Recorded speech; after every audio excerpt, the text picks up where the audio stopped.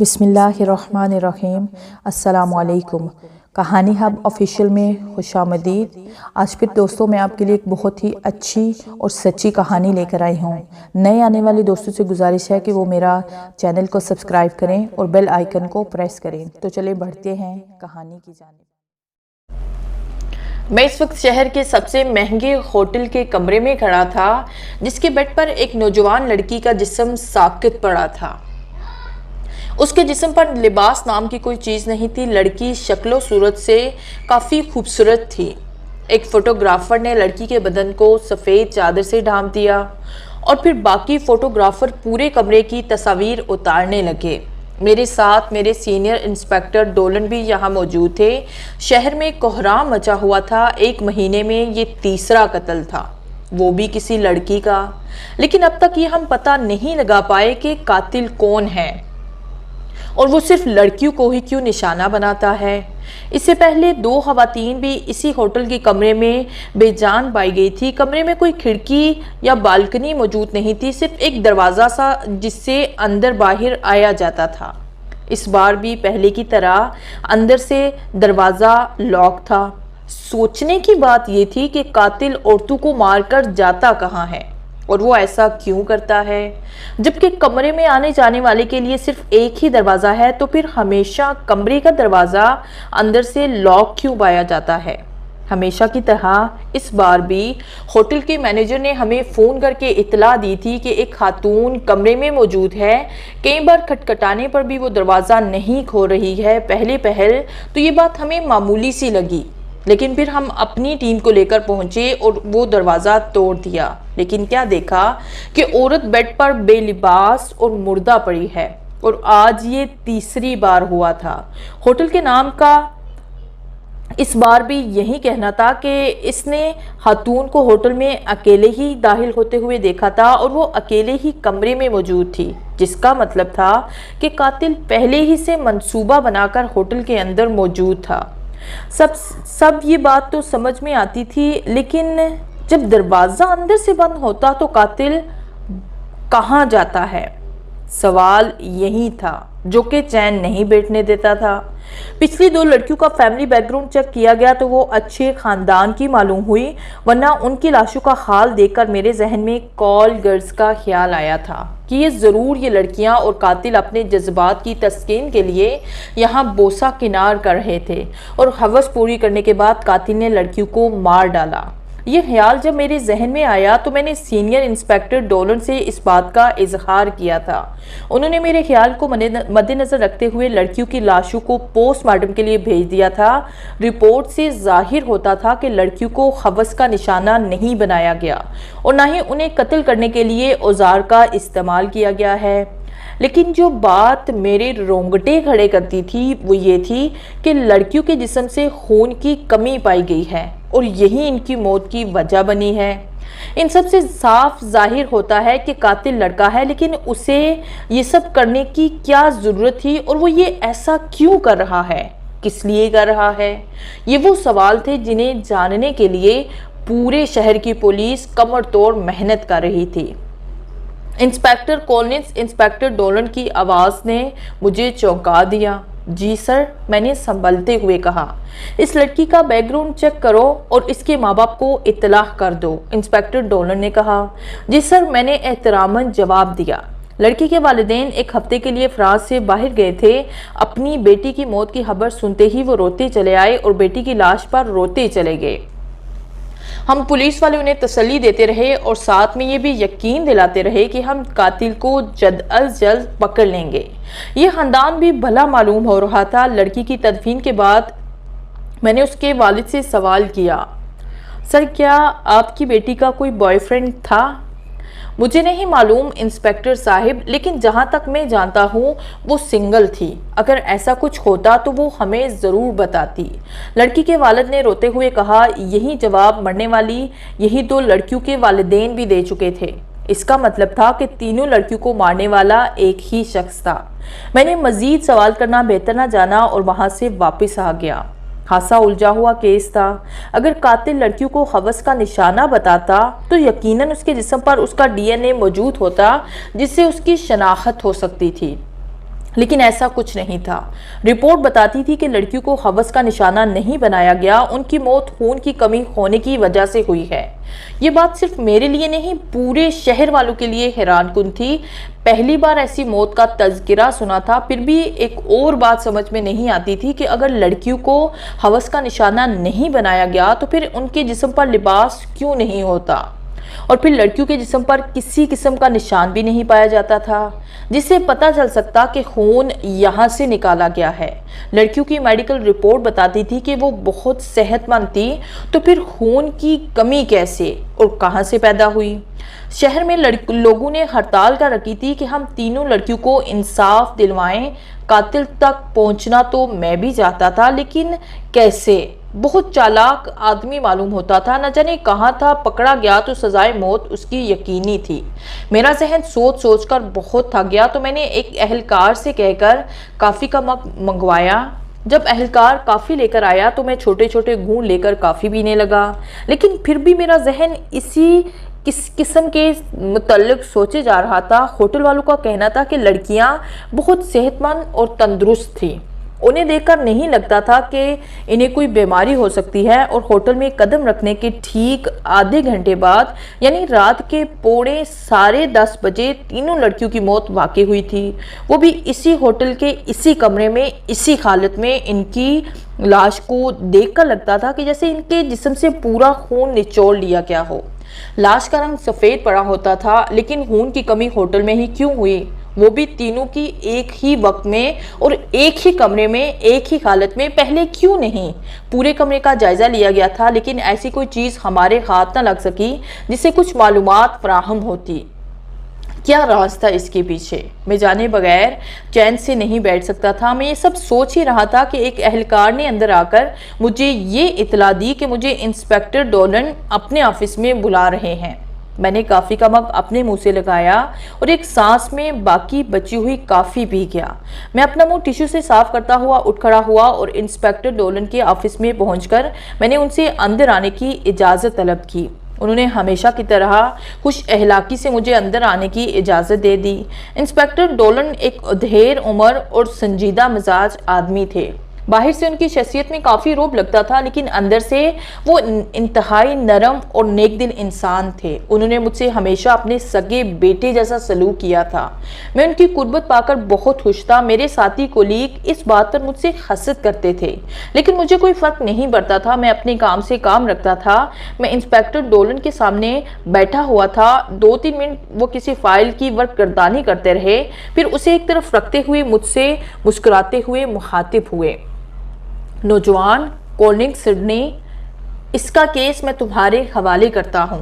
आज से तुम इस केस पर काम करोगे। सिडनी इस तीसरी लड़की का नाम था जो हमें होटल में बेजान मिली थी। सर मुझे अपनी समाज पर यकीन नहीं आया। क्यों बे, नर्वस हो? सर डोलन हल्का सा हंसे। जी सर, मैंने बमुश्किल कहा। कोई बात नहीं नौजवान, मुझे तुम पर पूरा भरोसा है, तुम ये केस ज़रूर हल कर लोगे। इंस्पेक्टर डोलन भरपूर अंदाज से बोले। उनका लहजा देखकर मेरे अंदर भी हौसला पैदा हुआ और मैंने ये केस कबूल कर लिया। कबूल ही करना था क्योंकि इनकार नहीं कर सकता था। मैंने खड़े होकर सर डोलन को सलूट किया और वापस जाने के लिए मुड़ा ही था कि उन्होंने मुझे रोक लिया। वो अपनी सीट से उठे और मेरे साथ पूरे जोश से मुसाफहा किया। गुड लक माय सन, उन्होंने मजबूत लहजे में कहा। मेरे लिए ये बहुत इज्जत की बात थी कि इंस्पेक्टर डोलन ने मेरे साथ मुसाफहा किया था और मुझे बेटे का दर्जा दिया था। ऐसा पहली बार नहीं हुआ था। वो तो अक्सर मुझे अपने घर भी कहीं लेकर जाते थे, अक्सर मेरे साथ बगलगीर भी होते थे। गार्ड्स वो हमेशा मुझे अपने साथ रखते, लेकिन फिर भी मैंने कभी गरूर नहीं किया था, बल्कि मैं पहले से ज़्यादा अच्छी तरह अपनी ड्यूटी अंजाम देता। लेकिन इस बार के मुसाफे में कुछ और ही अपनायत थी। शायद इसलिए कि वो मुझ पर भरोसा करते थे, तभी उन्होंने एक अहम केस मेरे हवाले किया था। इससे पहले मैं कई केस सुलझा चुका था। मेरा रिकॉर्ड अच्छा था, लेकिन ऐसा अजीबो गरीब केस पहली बार सुलझाने जा रहा था। मैं इस केस में अपनी जान लड़ा दूंगा सर, मैंने एतमाद से कहा और इंस्पेक्टर डोलन से इजाजत लेकर उनके ऑफिस से अपने ऑफिस में आकर बैठ गया। मैं यतीम था, मेरी माँ मुझे जन्म देते ही चल बसी थी और वालिद साहब को गुजरे सिर्फ 2-3 साल ही हुए थे। मुझे खुशी थी कि अपने जीते जी वो मुझे एक पुलिस इंस्पेक्टर के तौर पर देख चुके थे। उनका शुरू से ये ख्वाब रहा था कि उनका बेटा एक पुलिस इंस्पेक्टर बने, जो मैंने पूरा किया। मैं घर पर अकेला ही रहता था, खाता पीता था। मेरे लिए वालिद साहब ने दूसरी शादी नहीं की थी, इसी डर से कि न जाने दूसरी माँ का मेरे साथ कैसा रवैया हो। मैं इनसे बेहद मोहब्बत करता था और इनकी इज्जत करता था। मैं बाकायदगी से अपने वालिदैन की कब्र पर हाजिरी देता। मैं खूबसूरत दराज़ नौजवान था, ग्रे आंखें और गोल्डन बाल थे। कॉलेज के ज़माने से ही लड़कियां मुझ पर जान छिड़कती थी, लेकिन ये हुस्न इश्क मेरे बस की बात नहीं थी। मेरा रवैया हर लड़की के साथ खुश्क होता था, जिस वजह से वो बुरा मान जाती थी। इंस्पेक्टर डोलन की अहलिया भी वफात पा चुकी थी। वो अपनी इकलौती बेटी के साथ रहते थे। बेटे की आरजू उनकी पूरी ना हो सकी क्योंकि डॉक्टरों ने मजीद बच्चे पैदा करने से खबरदार कर दिया था। इसलिए उनको मेरी शक्ल में एक बेटा नजर आता और मैं उनकी तवक्कुआत पर पूरा भी उतरता था। उनकी बेटी आयरिस ने अक्सर मुझे इजहार मोहब्बत किया था, लेकिन मैंने कभी भी उसकी इस बात पर कान नहीं धरे थे, जिसकी वजह से वो मुझसे आजकल नाराज थी। पहली लड़की जो होटल में मरी थी, उसके किसी की जिम्मेदारी किसी और इंस्पेक्टर को सौंपी गई। पहली कत्ल होने वाले लड़के का नाम कैट था और जो इंस्पेक्टर इस केस पर काम कर रहा था वो इंस्पेक्टर टॉम था। टॉम से मेरी बात सिर्फ सलाम दुआ तक ही महदूद थी। मुझे लोगों से ज्यादा मिलना पसंद नहीं था। और दूसरा ये कि कत्ल होने वाली लड़की का नाम रोज था, जिसकी जिम्मेदारी एक लेडी इंस्पेक्टर को सौंपी गई थी, जिसका नाम इंस्पेक्टर मर्लन था। अपने केस को हल करने के लिए मुझे जानना जरूरी था कि बाकी दोनों इस केसों को हल करने के लिए क्या कर रहे थे, कैसे काम कर रहे थे और किस तरह का तरीका अपना रहे हैं। मैंने ये भी सोच लिया था कि अगर मैं ये केस हल ना कर सका तो अपनी जॉब से इस्तीफा दे दूंगा, क्योंकि इंस्पेक्टर डोलन के साथ लोगों, लड़कियों के वालिदैन और मीडिया वालों की नजरें भी जल्द मुझ पर होंगी, जो मुझसे उम्मीद लगाए बैठे होंगे। बाकियों का तो मुझे पता नहीं अभी, लेकिन इंस्पेक्टर डोलन के बारे में मुझे यकीन था कि वो मुझसे कामयाबी की उम्मीद रखते हैं। अगर मैं कामयाब ना हुआ तो मैं इनकी नजरों में घिर जाऊंगा और दोबारा उनसे आंख मिलाने की जुर्रत शायद ही मुझ में ना होगी। इसलिए ये फैसला मैंने सोच समझ कर लिया था, लेकिन ये बात की बात थी। अभी तो मुझे सिर्फ कामयाबी के बारे में सोचना था और लगन से काम करना था। क्या मैं अंदर आ सकता हूँ? मैंने नजरें उठाकर चौंक कर इस आवाज की सिमत देखा। आ जाइए इंस्पेक्टर टॉम, मैंने मुस्कुराते हुए कहा। इंस्पेक्टर टॉम मेरे सामने बैठ गए। बताइए कैसे आना हुआ? मैंने गुफ्तगू का आगाज किया ही था कि इंस्पेक्टर मरिलन भी आ धमकी। कोनियस, क्या मैं अंदर आ सकती हूँ? इंस्पेक्टर मरिलन ने हमेशा की तरह अपने हुस्न के जलवे बखेरते हुए कहा। इंस्पेक्टर मरिलन मुझसे मोहब्बत करती थी, जिसका इजहार उसने खुद एक दफा मुझसे किया था। जवाब में मैंने कोई काबिल बख्श जवाब नहीं दिया था, जिस वजह से वो मुझसे काफी दिन नाराज भी रही, मगर मैंने उसे मनाने की जहमत नहीं की, क्योंकि मेरा इससे इस तरह का कोई ताल्लुक दूर दूर तक नहीं था। मेरिलियन खूबसूरत थी, इस पर स्टाफ के काफी लड़के मरते थे, लेकिन वो थी कि सिर्फ मुझ पर ही मरती थी और मैं उसे घास तक नहीं डालता था। मेरिलियन मुझे गहरी नजर से देखती हुई मेरे सामने बैठ गई। मैंने अहलकार से कहकर काफी के 3 मग मंगवा लिए और गुफ्तगू का आगाज किया। यूं अचानक अब दोनों यहाँ कैसे? दरअसल हम तुम्हें मुबारकबाद देने आए हैं कि तुम्हें ये केस सौंपा गया है, इंस्पेक्टर टॉम ने कहा। भला इसमें कैसी मुबारकबाद? मैंने सोचा। कोनिस, तुम चाहो तो हम तीनों इस केस पर मिलकर काम कर सकते हैं, क्योंकि हमारा शिकार एक ही शख्स है। मिलन ने अपनी नजरें मेरे चेहरे पर मरकूज करते हुए कहा। नहीं शुक्रिया, मुझे किसी की मदद की जरूरत नहीं है, मैंने सपाट से लहजे में कहा और मिलन का चेहरा उतर सा गया। ठीक है, जैसे तुम्हारी मर्जी। अब देखना यह है कि हम तीनों में से सबसे पहले ये केस कौन हल करता है, इंस्पेक्टर टॉम ने एक एक लफ्ज पर जोर देते हुए कहा। जी बिल्कुल, मैंने भी उसी लहजे में कहा। काफी के दौरान हम तीनों ने बीच सिर्फ केस को लेकर ही गुफ्तगू की कि कैसा पुरअसरार केस है, हमें बड़ी एहतियात से काम लेना होगा क्योंकि कातिल बहुत ही होशियार है। इंस्पेक्टर टॉम ने मुझे चैलेंज किया था कि केस को सबसे पहले कौन और किस तरह हल करता है, और मैंने भी उनका ये चैलेंज कबूल कर लिया था। जो बात पहले मेरे जहन में आई थी कि मुझे उनके केस पर काम करने के तरीके पर नजर रखनी चाहिए, कि वो कैसा काम कर रहे हैं। ये ख्याल मैंने रद्द कर दिया और खुद से कहा कि मैं अपने तरीके से खुद ही ये केस हल करूंगा। इसके लिए मुझे किसी की नकल या मदद की जरूरत नहीं। जानना था कि बेशक ये आसान नहीं, लेकिन फिर भी मैंने इन दोनों की मदद लेने से इनकार कर दिया। मैंने ऐसा क्यों किया मैं खुद नहीं जानता था। काफ़ी खत्म होने के बाद इंस्पेक्टर टॉम मेरे ऑफिस से चले गए, लेकिन मरियम वहीं बैठी रही। मैं उसे हैरानगी से देखने लगा कि ये उठकर क्यों नहीं जा रही। ऐसे क्या देख रहे हो? मरियम ने उठलाकर कहा। नहीं, कुछ नहीं। मैं एकदम चौंका। कॉलिंस, मुझ में ऐसी क्या कमी है जो तुम मुझसे इतना सख्त रवैया रखते हो? मरियम ने गहरी सांस लेकर कहा। यही कहने के लिए मरियम उठकर नहीं गई थी। उसने तन्हाई का फायदा उठाकर मुझसे ये सवाल कर डाला। मरियम के रोज रोज के सवालों से मैं तंग आ गया था। वो अक्सर मुझसे यही सवाल करती थी। जाने क्यों मुझे उसमें कशिश महसूस नहीं होती थी। मैंने कभी उसके ऐसा कहने का नाजायज फायदा भी नहीं उठाया था। मेरी जगह कोई और होता तो यकीनन वो उसका नाजायज फायदा उठाता। इंस्पेक्टर मेरियन, ये पुलिस स्टेशन है। यहाँ ऐसी बातें आपको शोभा नहीं देती। आप ड्यूटी पर हैं। ज्यादा मेरे मोनोरूप बनने की कोशिश मत कीजिए।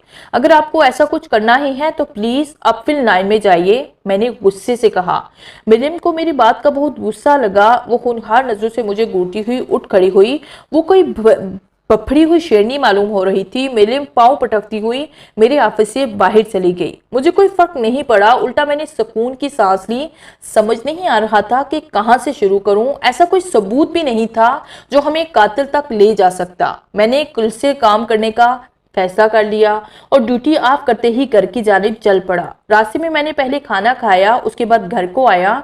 मैं अपने इस छोटे और कुशादा घर में बहुत ही खुश था। मुझे कभी तन्हाई काटती थी, ना ही मैंने इसे आबाद करने के बारे में सोचा था। जिंदगी बहुत मसरूफ गुजर रही थी। कभी कोई केस तो कभी कोई, जिस वजह से इन फजूल चीज़ों के लिए मेरे पास वक्त नहीं था। फारिग वक्त अक्सर मेरा इंस्पेक्टर डोलन के साथ गुजरता था। मैं खुद को अकेले घर में बंद कर लेना। लड़कियां बेशुमार थी मुझे पसंद करने वाली, मगर मैंने कभी भी किसी को घास नहीं डाली थी। मैं अपने आप में अकेला ही खुश था। मेरा सिर्फ एक ही ख्वाब था कि मैं इंस्पेक्टर से जल्द तरक्की करके कमिश्नर बन जाऊं। मेरे नज़दीक लड़कियां सरदर्द थी। मैंने लड़कियों से दूर भागता था। बेड पर दराज होकर मैंने हेडफोन कानों से लगाया और कब मौसीकी सुनता सुनता ख्वाबों की दुनिया में चला गया, मुझे खुद भी पता ना चला। सुबह मेरी ठीक 7 बजे आँख खुल गई। नहा धोकर नाश्ता करके मैं पूरे 8 बजे अपने ऑफिस में मौजूद था। थोड़ी देर बाद मैं अपनी टीम के साथ उस होटल में गया जहां कत्ल हुए थे। मैंने इस्तकबालिया की इस दिन की पूरी लिस्ट चेक की जिस दिन सडनी का कत्ल हुआ था। उस दिन अंदर आने और जाने वालों के नंबर और एड्रेस नोट करके सबसे पूछताछ की गई, लेकिन उन सब में से कोई भी वो कातिल नहीं था। मेरी खैरत दोचन थी। मैंने सख्ती से 2-3 बार इस्तकबालिया में नाम दर्ज करने वालों से पूछा कि कहीं उससे कोई गलती तो नहीं हुई, लेकिन हर बार उसका एक ही जवाब था कि उस दिन जितने लोग यहाँ आए थे उन सब के नाम दर्ज झैल हैं, इनके अलावा यहाँ और कोई नहीं आया। ये सब करते करते दोपहर हो गई थी। मैं वापस पुलिस स्टेशन गया और अहलकार से कहकर खाना मंगवाकर खाने लगा। कुछ समझ में नहीं आ रहा था। काफ़ी पुरअसरार और दिलचस्प खेल था। साथ में उलझा हुआ काफ़ी मैं मज़ीद उलझन भरती जा रही थी। कुछ भी करके मैं इस केस की तह तक जाना चाहता था। मैंने शहर से तमाम होटल्स के बारे में के बाहर बगैर वर्दी के पुलिस खड़ी कर दी थी और सबको सख्ती से हिदायत की थी कि हर आने जाने वाले आदमी पर नज़र रखी जाए कि कौन क्या कर रहा है। सर डोलन की तरफ से इजाज़त थी कि इस केस को हल करने के लिए जो कुछ भी करना पड़े करो, क्योंकि ये पुलिस वालों की इज्जत का सवाल था। लोगों ने हड़ताल कर रखी थी। मीडिया वाले अलग बात को उछाल रहे थे और तीनों लड़कियों के वालिदैन इनको इंसाफ दिलाने के लिए कोशा थे। लंच में मुझे और टॉम को ज्वाइन करोगे? इंस्पेक्टर मेलिन की आवाज़ पर मैं चौंका। जी नहीं शुक्रिया, मैं लंच कर चुका हूँ, मैंने सपाट लहजे में कहा। मरीलिन मुझे 2-3 मिनट अजीब नज़रों से घूरती रही, फिर बगैर कुछ कहे वापस चली गई। मैंने बेख्याली में कंधे उचकाए। वो एक बार फिर नाराज़ होकर चली गई है। मैंने कुर्सी से टेक लगाकर आंखें बंद कर ली। जब भी फ़ोन की घंटी ने मुझे एक बार फिर चौंका दिया। फ़ोन मेरे मोबाइल पर आ रहा था और स्क्रीन पर मैं आयरिस का नंबर जगमगा रहा था। मैंने उकताकर फ़ोन अटेंड किया। हेलो, मैंने कहा, लगता है आप हमें भूल गए हैं। इतने दिन से ना कोई मैसेज ना फ़ोन, मिलने भी नहीं आए। आयरिस ने शोही से कहा, जब मैं इंस्पेक्टर डोलन के साथ उनके घर जाता था तो मेरी कोशिश यही होती थी कि आयरिस से मेरा सामना ही ना हो। नहीं, ऐसी कोई बात नहीं, मैंने तंग आकर आयरिस को कहा। फिर कैसी बात है? मुझे नहीं मालूम। मुझे गुस्सा आ गया। मुझे तो आपकी बहुत याद आती है। मेरा बस चले तो मैं जिंदगी का हर लम्हा आपके साथ गुजारूं। आयरिस की जज्बात में डूबी हुई आवाज़ उभरी। अच्छी बात है, होता है ऐसा, मैंने संजीदगी से कहा। अब कितने बोरिंग इंसान हैं।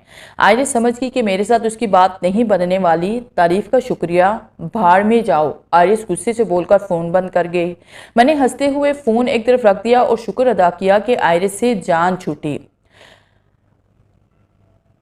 इसके बाद मुझे 9:45 बजे मुल्क के लिए एक और धमाका हैरानकुन खबर मिली कि जो हम सबके रोंगटे खड़े कर गई। वो ये कि उसी होटल के उसी कमरे में एक और लड़की का कत्ल मंजरे आम पर आया। कत्ल होने वाली लड़की का नाम लूसी था। ऐसा कैसे मुमकिन था कि जब मैंने पूरे शहर के होटलों के बाहर बगैर वर्दी के पुलिस खड़ी की हुई थी और काफ़ी अच्छे से नज़र रखी जा रही थी। मैं, टॉम और मेरिलियन होटल पहुंचे तो सब पुलिस वाले शर्मिंदगी से सर झुकाए खड़े थे और शायद हमारी डांट डिपेट सुनने के लिए तैयार थे। टॉम उनसे बात बरस करने लगा। मैं और मेरिलियन इस्तकबालिया पर पहुंचे, लेकिन वहां से पहले की तरह इस बार भी पता चला कि लड़की अकेली ही यहाँ मौजूद थी। ऐसा कैसे हो सकता था? हमें होटल वालों पर शक हुआ कि कहीं ये लोग औरतों का धंधा तो नहीं करते। न जाने क्यों हमें शक हो रहा था। कहाँ लड़कियों के कत्ल के पीछे होटल वालों का ही हाथ है। जब भी तो हम खाली हाथ वापस लौट जाते हैं। हमें शक हो रहा था कि ये लोग हमसे झूठ बोल रहे हैं और इन्हीं होटल वालों का वो आदमी है जो ऐसा करता है और शायद ये सब उसे बचाने की कोशिश कर रहे हैं। मरिलियन अपनी टीम के साथ होटल के तमाम अफराद से पूछताछ करने लगी और मैं उस कमरे में आ गया जहां होने वाला ये चौथा कत्ल था। दरवाज़ा अंदर से लॉक था। मैंने होटल वालों से चाबी लेकर उसे खोला और अपनी टीम समेत अंदर दाखिल हो गया। मैंने अपने साथ आए हुए अहलकार साथियों से कहा कि वो कमरे का कोना कोना छान मारे, हो सकता है कि यहाँ कोई तहखाना हो। ये ख्याल अचानक से मेरे जहन में आया था क्योंकि दरवाज़ा एक बार फिर लॉक देकर मुझ पर हैरतों के पहाड़ टूट पड़े थे कि कातिल कहाँ से भागा, मगर कमरे में तहखाने का कोई नामो निशान तक मौजूद नहीं था। मैंने दूर ही से एक नज़र डालकर बेड पर पड़ी मर्द हिटलर को देखा। लड़की शक्ल से ही 20 साल की होगी। उसके जिस्म पर लिबास नाम की कोई चीज़ नहीं थी। मैंने आंखें चुराते हुए उस पर चादर डाल दी और वहशत से खुली आंखें बंद कर दी, जो कि इस तरह खुली थी जैसे मरने से पहले उसने बेहद खौफनाक चीज़ देख ली हो। मेरी टीम ने कमरे का अच्छे से मुआयना किया, लेकिन इस बार भी कोई काबिल बख्श चीज़ हमारे हाथ ना लगी। उसकी मेरा जहन मऊफ हो गया। समझ नहीं आ रहा था कि इस केस को कैसे हल करूं। केस मजीद उलझा जा रहा था। बहुत से सवाल थे जिनका जवाब मैं हर हाल में चाहता था। हम सब काम खत्म करके पुलिस स्टेशन वापस आ गए। खाना खाने का दिल नहीं कर रहा था। मेरा जहन मुसलसल किसी के मुतालिक सोचे जा रहा था। टॉम और मरियम भी मेरे साथ मौजूद थे। होटल वाले तमाम लोग बेकसूर हैं। उनका लड़कियों के कत्ल से कोई लेना देना नहीं है। मैंने उनका बारीक बीनी से पता लगाया है, लेकिन कुछ हाथ नहीं लग रहा। मरियम ने गुफ्तगू का आगाज़ किया। मैं खामोश रहा और इस बार लड़कियों के कत्ल का जिम्मेदार न जाने मेरा दिल मुझे क्यों कह रहा था। वो इसलिए शायद कि मैं एक पुलिस इंस्पेक्टर होकर उनके लिए कुछ भी ना कर सका। हमें मिलकर इस केस पर काम करना चाहिए, टॉम ने कहा। तो मैं यूं चौंका जैसे नींद से बेदार हुआ हूँ। हाँ टॉम, ठीक कहते हो, मैंने उसकी बात की ताकीद करते हुए कहा। मुझे यकीन हो गया था कि मैं अकेले कुछ नहीं कर सकता। उस दिन खामखा केस मिलने की खुशी में पागल हो गया था, जो कि ज़रा ज़्यादा कह दिया। तो हमें सबसे पहले क्या करना होगा? मरियम ने सवाल किया। इसी दौरान एक अहलकार अंदर आया और उसने हम तीनों को सलूट करके पैगाम दिया कि इंस्पेक्टर डोलन हमें अपने ऑफिस पर तलब कर रहे हैं। हम तीनों की सांसें खुश्क हो गई। बेशक वो मुझे बेटा समझते थे, लेकिन ड्यूटी के वक्त रिश्तेदारी भी नहीं चलती। और फिर यहाँ तो चार लड़कियों के कत्ल का मामला था। हम तीनों जानते थे कि हमारी खूब क्लास लगने वाली है। हम तीनों ने बेक वक्त एक दूसरे को देखा और खुद को इंस्पेक्टर डोलन की डिपेट सुनने के लिए तैयार कर दिया और उठकर उनके ऑफिस चले गए। हमने उनसे अंदर आने की इजाज़त तलब की और उनको सलूट करके उनके सामने शाने चौड़े करके खड़े हो गए। इस वक्त वो लूसी की पोस्टमार्टम की रिपोर्ट की वर्दकरदानी कर रहे थे, जिस पर लिखा था कि लड़की की मौत खून की कमी की वजह से वाक़ई हुई है। इंस्पेक्टर डोलन ने पोस्टमार्टम रिपोर्ट एक तरफ रखकर हम तीनों को गहरी नज़रों से देखा। ये क्या हो रहा है? तकरीबन 1.5 माह में ये चौथा कत्ल है और अब तक कातिल हमारी पहुंच से दूर है। तुम लोग अपनी ड्यूटी ठीक से अंजाम क्यों नहीं दे रहे? इंस्पेक्टर डोलन ने नरम मगर ऊंचे लहजे में कहा। सर मैंने तमाम होटलों के बाहर पुलिस खड़ी की थी, लेकिन इसके बावजूद वो कातिल न जाने अंदर कैसे आया। और होटल वालों का कहना है कि इस बार भी लड़की अकेली ही अंदर मौजूद थी। सर हमें होटल वालों पर शक हुआ और हमने सबके बारे में बारीक बीनी से छानबीन की, मगर कुछ खास नहीं मिला। वो सब बेकसूर हैं, यानी इनमें से कोई भी कातिल नहीं। सर हम अपनी पूरी कोशिश कर रहे हैं, टॉम बोला। इंस्पेक्टर डोलन को हमारी बातों पर यकीन था। उन्होंने कहा कि मैं सब जानता हूं, लेकिन वो लोग समझ नहीं रहे। वो समझ रहे हैं कि हम पुलिस हाथ पर हाथ धड़ के बैठे हुए हैं। आप फिक्र ना करें सर, हम जल्द ही ये केस हल कर लेंगे। रात हो चुकी थी। ड्यूटी ऑफ हो जाने के बाद हम तीनों पुलिस स्टेशन से निकले तो मीडिया वालों ने हमें घेर लिया। सर 1.5 माह में चौथी लड़की को मार दिया गया, इस बारे में पुलिस कुछ कर क्यों नहीं रही? एक सहाफ़ी ने सवाल किया। देखिए हम पूरी कोशिश कर रहे हैं, जल्द ही कातिल सलाखों के पीछे होगा। मैंने लापरवाही से जवाब दिया। मैं मीडिया वालों से जान छुड़ाता चलता बना। बमुश्किल हम तीनों अपनी अपनी गाड़ी तक आए और घर आ गए। मैंने बेड पर लेकर सुकून की सांस ली। मेरी आदत थी कि बाहर का काम बाहर ही छोड़कर आता था। घर पर इस बारे में बिल्कुल भी नहीं सोचता था, लेकिन ये ऐसा केस था जिसने मेरी जिंदगी हराम कर दी थी। एक पल मुझे चैन नहीं आता था, हर वक्त केस के मुतालिक सोचता रहता। इस वक्त भी मेरा जहन केस की तरफ ही था। मैं चाहते हुए भी इसका ख्याल अपने जहन से नहीं निकाल पाया। अगला दिन मामूल के मुताबिक गुजरा। हम तीनों मिलकर ड्यूटी निभा रहे थे। हमारी कोशिश थी कि इस बार कातिल हमारी नज़रों से न बच पाए। हम दिन रात कमर तोड़ मेहनत कर रहे थे, मगर कुछ हाथ नहीं लग रहा था। लूसी के वालिदैन को खबर कर दी गई थी। वो रोने लगे और हम उन्हें तसल्लियाँ देते गए। पूरा 1 महीना इधर उधर छानबीन करते हुए गुजर गया, मगर हम तमाम कोशिशों के बावजूद नाकाम थे। मीडिया वालों ने नाक में दम कर रखा था। लड़कियों के वालिदैन रोज़ पुलिस स्टेशन आकर पूछते कि केस कहाँ तक पहुँचा है। हम हर दफ़ा एक नई उम्मीद दिलाकर चलता कर देते। हाँ, अगर इस महीने में जो ख़ास बात हुई वो ये कि दोबारा किसी लड़की का कत्ल नहीं हुआ। शायद कातिल पहले से ज़्यादा होशियार हो गया था, मुकम्मल खामोशी छा गई थी, या फिर कातिल शहर छोड़कर भाग गया था। कुछ पता नहीं था, लेकिन किसी और शहर से इस तरह के कत्ल की खबर नहीं आई थी, जिसका मतलब था कि कातिल इसी शहर में कहीं ना कहीं मौजूद था और सही मौके की तलाश में था। एक और ख़ास बात जो इस महीने में हुई वो ये कि इंस्पेक्टर मेरिलिन काफ़ी दिनों से सबसे खिंची सी थी। मुझसे भी वो सही तरह से ड्यूटी भी अंजाम नहीं दे रही थी। सही मायनों में उसका काम पर दिल नहीं लग रहा था। वो अक्सर ख्यालों में खोई रहती थी। मेरे पूछने पर भी ना बताती, बस हंसकर टाल जाती। मेरिलिन का ये रवैया मैं समझ ना सका। वो ऐसी तो नहीं थी। एक तरह से तो मैं खुश भी था कि इंस्पेक्टर मेरिलिन से मेरी जान छूट गई, मगर कभी कभार मुझे ख्याल आता कि वो ऐसा जानबूझकर नहीं कर रही ताकि मैं उसके करीब आ जाऊं। आज सुबह मैं पुलिस स्टेशन आया तो इंस्पेक्टर मेरिलिन मौजूद नहीं थी। पता करने पर पता चला कि आज वो छुट्टी पर है। ऐसा पहली बार हुआ था, वरना इंस्पेक्टर मेरिलिन ने कभी छुट्टी नहीं की थी। मैंने अपने फ़ोन से मेरिलिन के नंबर पर कॉल की, मगर दूसरी तरफ से आवाज़ सुनाई दी कि मोबाइल बंद है। जब मैंने फ़ोन रख दिया और इंस्पेक्टर टॉम के केबल में चला गया। आओ कॉर्नियस बैठो। आज सुबह सुबह इंस्पेक्टर टॉम ने खुशदिली से कहा। मैं कुर्सी खींच पर बैठ गया। सर आज इंस्पेक्टर मेरिलिन नहीं आई? हैरत है, असल मौजू पर आया। उसकी तबीयत ठीक नहीं। मैं यहाँ आने से पहले उसके पास से चक्कर लगा कर आ रहा हूँ, इंस्पेक्टर टॉम ने जवाब दिया। मुझे तसल्ली हो गई कि मैं टॉम के ऑफिस में बैठा इधर उधर की बातें करता रहा और फिर अपने ऑफिस में आ गया। सर जल्दी यहाँ आइए, एक और कत्ल हो गया है। दूसरी तरफ से आवाज़ सुनाई दी। क्या? मेरे मुंह से बेइख्तियार निकला। फ़ोन उसी होटल की तरफ से था जहां पहले 4 कत्ल हुए थे। मैंने फ़ोन रखा और इंस्पेक्टर टॉम और अपनी टीम के साथ होटल की तरफ गाड़ी दौड़ाई। मैं और टॉम इस्तकबालिया में पहुंचे। सर मैंने आपको फ़ोन किया था, होटल के रिसेप्शन ने कहा। सबके चेहरे की हवाइयाँ उड़ी हुई थी क्योंकि होटल के बाहर पुलिस का पहरा था। फिर दोबारा कत्ल कैसे हुआ? इस बार भी अंदर आने वाली वाहिद लड़की थी जो अकेली ही अंदर मौजूद थी। होटल का मैनेजर सख्त परेशान था कि ये सब उसी के होटल में क्यों हो रहा था। मैं और टॉम होटल के उसी कमरे में भागे, लेकिन दरवाज़ा अंदर से बंद था। हमने जोर लगाकर दरवाज़ा खोल दिया। अंदर का मंजर देखकर मेरे और टॉम के पाँव तले से ज़मीन निकल गई।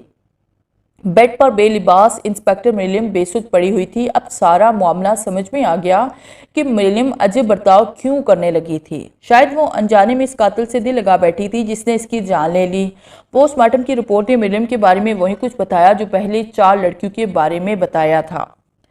सारी रात करवटें लेते हुए गुजर गई। एक पल के लिए भी मुझे सुकून की नींद ना आ सकी। मरीलिन का चेहरा आंखों पर रक्स करता रहा। अगली सुबह मरीलिन की तदफीन के बाद मैंने जेब से मोबाइल निकालकर आयरिस को फ़ोन किया। राब्ता होते ही मैंने उससे कहा, अगर मेरी किसी भी बात से तुम्हें तकलीफ पहुंची हो तो प्लीज़ मुझे मुआफ़ कर देना, लेकिन मैं और तुम एक नहीं हो सकते। मेरी बात सुनकर वो हैरान हुई। कोलियस, ये तुम हो? हाँ, अपना ख्याल रखना, गुड बाय। मैंने कहकर फ़ोन बंद कर दिया। उसे कुछ कहने का मौका भी ना दिया। न जाने वो क्या सोच रही होगी, लेकिन मुझे कोई फ़र्क नहीं पड़ता। मेरे दिल पर जो बोझ था वो मैंने उससे कहकर उतार दिया। अब आगे उसकी मर्जी। मैं अपने ऑफिस में बैठा एक फ़ाइल की वर्क गर्दानी कर रहा था, जब भी फ़ोन की घंटी की आवाज़ सुनाई दी। मैंने चौंक कर टेलीफोन की तरफ देखा और फ़ोन उठाकर कान से लगा लिया। Hello inspector. दूसरी तरफ से बहुत ही बारीक और खूबसूरत आवाज़ आई, जो कि लड़की की थी। सर, मैं आपको कुछ इन्फॉर्मेशन मालूमात दे सकती हूँ कि ये 4 लड़कियों का कत्ल कौन और कैसे करता है। मैं हैरत से चौंका। हाँ हाँ बताओ, तुमने उसे कहाँ देखा, सब बताओ तफसील से, मैं सुन रहा हूँ। मैंने हाथ में कापी पेंसिल पकड़ ली। नहीं सर, मैं आपको फ़ोन पर नहीं बता सकती, जवाब में उस लड़की ने कहा। क्यों? मैंने संजीदगी से कहा। ये जानने के लिए आपको कैफ़े में आना होगा, मैं आपका वहाँ इंतज़ार करूँगी। मैं ज़ब्त करता हुआ कैफ़े पे पहुँचा कि जल्द से जल्द केस पूरा करने में कामयाब हो जाऊँ। साथ में मेरी शोहरत भी ज़्यादा हो जाएगी और इंस्पेक्टर से कमिश्नर बन जाऊँगा। मैंने इन ख्यालों को अपने जहन से झटक दिया। क्या फजूल सोच रहा था मैंने सर पर कैप ली और पुलिस स्टेशन से पैदल ही चल दिया, क्योंकि जिस कैफ़े में वो थी वो नज़दीक ही था। आप ही ने मुझे कॉल करके यहाँ आने के लिए कहा था? जी बिल्कुल, वो मुस्कुराकर बोली।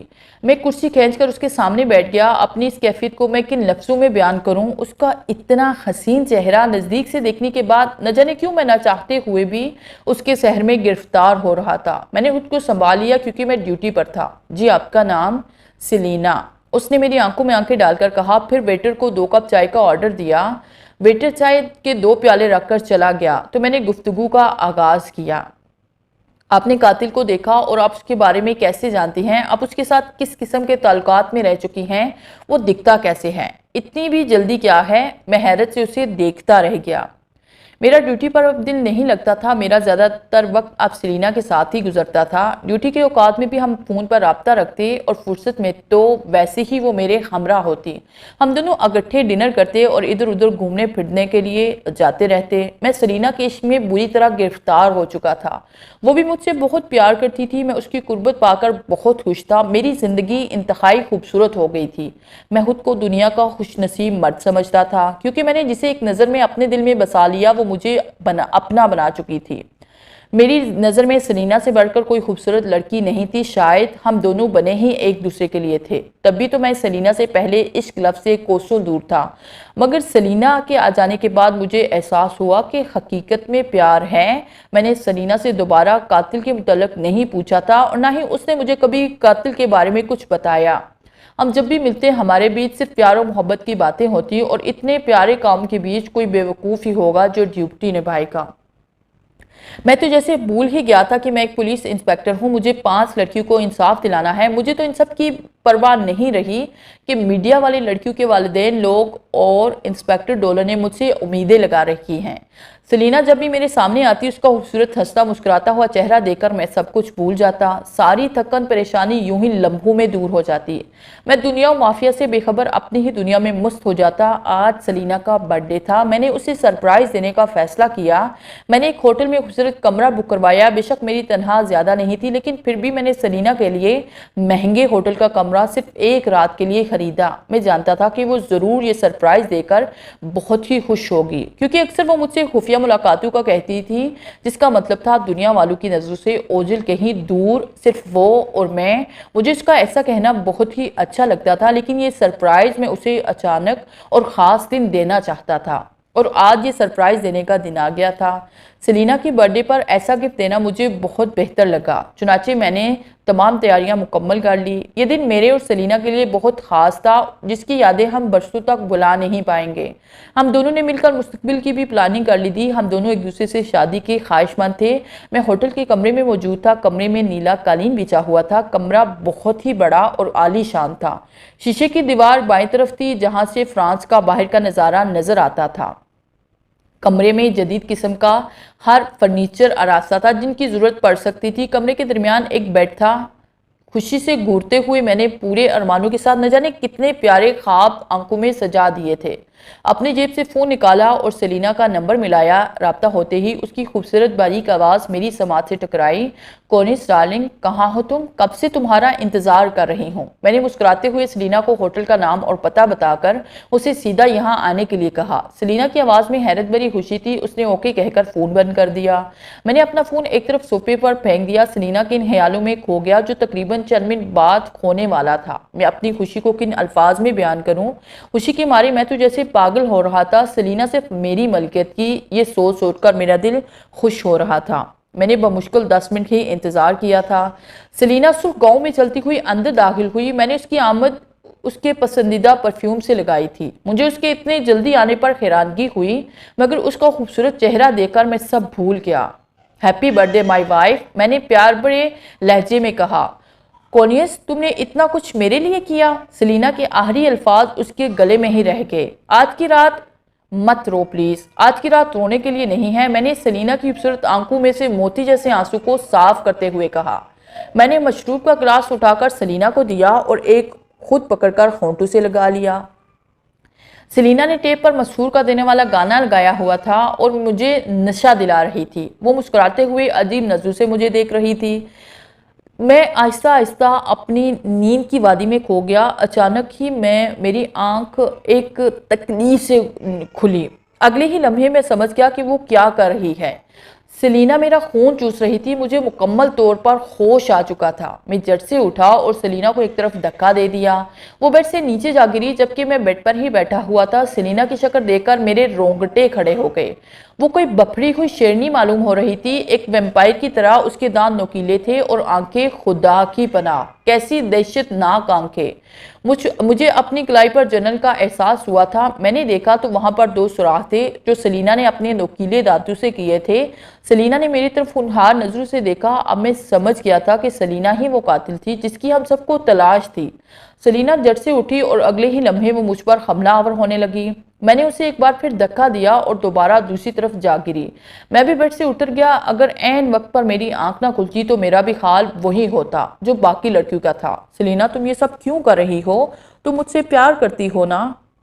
मैंने उससे कहा, नहीं, मैं तुमसे प्यार नहीं करती, मैं एक बदरूह हूँ, मरी हुई हूँ। मेरे दूसरे साथी ने इन लड़कियों को जो हाल किया था, तुम्हारे साथ ऐसा करके अपनी प्यास बुझाना चाहती हूँ।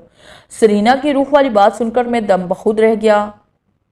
तो तुम ये सब करते हो? कितने साथी हो तुम लोग? मैंने हिम्मत करके कहा, क्योंकि वो खुद एक कातिल थी और मैं कितना बेवकूफ़ था और वो कितनी माहिर निकली। वो मुझे अपने प्यार में फंसाती रही और मैं फंसता चला गया। इतनी देर से कातिल मेरे सामने था और मैं बेखबर था।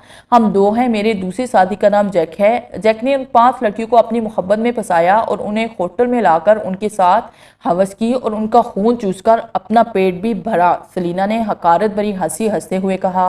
अब सब समझ में आ गया। तभी तो पोस्टमार्टम की रिपोर्ट में लिखा होता था कि खून की कमी होने की वजह से मौत हुई, और ये सब तो रूह ही करती थी। तभी लड़कियों के जिस्म पर उनकी हवस का डीएनए मौजूद नहीं होता था। मैं दहशत के मारे उठकर बैठ गया। देखा तो मैं हॉस्पिटल में था। मेरे इर्द गिर्द नर्सें और डॉक्टर मौजूद थे। मेरे दिल में सेलिना का खौफ बैठ गया था। आहिस्ता आहिस्ता सारा मंजिल मेरी आंखों के सामने घूम गया और मैं रोने लगा। इंस्पेक्टर डोलन और इंस्पेक्टर टॉम भी मेरे पास मौजूद थे। मुझे रोता हुआ देखकर कुछ परेशान हो गए। मुझसे तरह तरह के सवालात करने लगे कि मैं होटल में क्या कर रहा था, क्यों था वहाँ, किसके साथ था और शीशे से क्यों कूदा। मैंने गोलमोल करके तमाम सवालों के जवाब दिए। उनके चेहरों से लगता था कि उन्हें मेरी बातों का यकीन नहीं आया, मगर मैंने कोई परवाह नहीं की। अगले दिन मैं काफ़ी बेहतर महसूस कर रहा था। मैंने इंस्पेक्टर डोलन के सामने अपना इस्तीफ़ा पेश कर दिया। ये क्या है? मैं रिज़ाइन करता हूँ सर। मैं कातिल को ना पकड़ सका। मैं शर्मिंदा हूँ कि मैं इन 5 को इंसाफ नहीं दिला सका। लेकिन बेटे, कोशिश जारी रखो। इंस्पेक्टर डोलन ने कुछ कहना चाहा, मगर मैंने उनकी बात काट दी। नहीं सर, मैं हार मानता हूँ। मैं अपने घर आकर बेड पर दराज हो गया। समझ नहीं आ रहा था कि क्या करूं। अकेले घर में खौफ महसूस होने लगा तो उठकर बाहर आ गया। बाहर की ताज़ा हवा और लोगों को देखकर कुछ इत्मीनान हुआ। अचानक से मेरे दिल में ख्याल आया जिसने मुझे परेशान कर दिया, मेरा सुकून छीन लिया। वो ये कि बेशक मैं सेलिना के हाथों से बच गया हूँ, लेकिन इसका मतलब ये नहीं कि वो भी हार मान जाए। ज़रूर वो उसका साथी जैक किसी और को फंसाएंगे। ये सब मैं अभी सोच ही रहा था कि मेरा मोबाइल बजने लगा। मैंने फ़ोन उठाकर कान से लगाया। फ़ोन करने वाला इंस्पेक्टर टॉम था। हेलो, मैंने कहा। कोनियस, मैं तुम्हें अच्छे से जानता हूँ, तुम हार मानने वालों में से नहीं। ऐसा भी क्या देखा कि तुमने जो इस्तीफ़ा दे दिया? मैं बहुत पहले से सोच चुका था कि अगर मैं नाकाम हुआ तो रिज़ाइन कर दूंगा, जो मैंने कर दिया। सच में मैं कुछ नहीं कर सकता। और मेरे दोस्त, तुम अपना ख्याल रखना, किसी भी ऐसे शख्स की बातों में मत आना जो तुम्हें कहे कि मैं तुम्हें केस के बारे में कुछ बताऊंगा। क्या मतलब? टॉम ने ना समझते वाले अंदाज में कहा। तो मैंने कहा, मतलब साफ है कि मेरे साथ भी कुछ ऐसा ही हुआ था। माफ़ करना, मैं तुम्हें तफसील नहीं बता सकता। क्यों? टॉम ने उलझते हुए कहा। बस नहीं, मैं तुमसे बाद में बात करूंगा। ठीक 2 दिन बाद मुझे पादरी का फ़ोन आया, जिससे मुझे पता चला कि सेलिना और उसके साथी जैक को किसी ने सरेआम कत्ल कर दिया था। वो कातिल मारने तो किसी और को आया था, मगर गलती से सेलिना और जैक इसका निशाना बन गए। दोनों दर्द से कराहते रहे, मगर कोई भी उनको मदद के लिए नहीं आया। दोनों को गोलियों से मारा गया। सब उन्हें मरता हुआ देखते रहे। उनके जिस्म से सारा खून ज़ाया हो गया और वो वहीं मर गए। मुझे सेलिना और जैक की कहानी सुनकर दिली दुख हुआ, मगर जिस बात से मुझे खुशी हुई कि उन्हें सुकून नसीब हो गया था।